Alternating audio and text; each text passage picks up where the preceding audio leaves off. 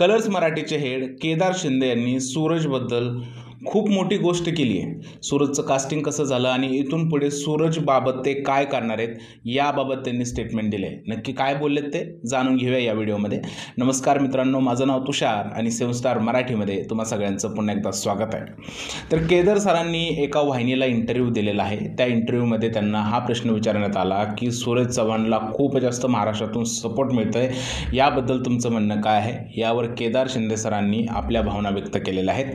केदार सरांनी सांगितलं की सूरजचं कास्टिंग हे खूप युनिक पद्धतीने झालेलं आहे। सुरुवातीला ज्यावेळेस सूरजचं नाव आमच्या समोर आलं त्यावेळेस आमच्यापैकी काही जणांचा असा विचार होता की त्याला घ्यायचं की नाही, पण मी आणि सुषमा मॅडम जे आहेत हे दोघं त्या मतावरती ठाम होतो की सूरज चव्हाणला घ्यायचं, कारण मी सुद्धा एका सामान्य कुटुंबातून वरती आलोय।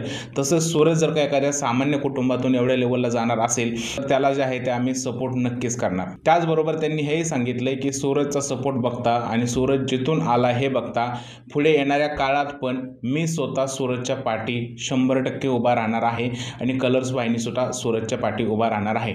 याचाच अर्थ काय मित्रांनो, बिग बॉस संपलं तरी सूरज चव्हाणला केदार शिंदे सरांकडून खूप मोठा सपोर्ट मिळणार आहे। मला खरंच कौतुक आहे बिग बॉसचे मेकर्स आणि केदार शिंदे सरांचं, कारण त्यांनी सूरज चव्हाणला एवढा जास्त सपोर्ट केलाय आणि त्यांचा हा सपोर्ट पाहून असं वाटतंय की सूरज हा आयुष्यात आता कधीच पाठी येणार नाही।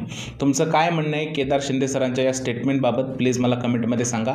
जर हा व्हिडिओ आवडला असेल तर त्याला लाईक करा, शेअर करा, चॅनलला सबस्क्राईब करायला विसरू नका। भेटूया पुढच्या व्हिडिओमध्ये, तोपर्यंत भारत माता की जय।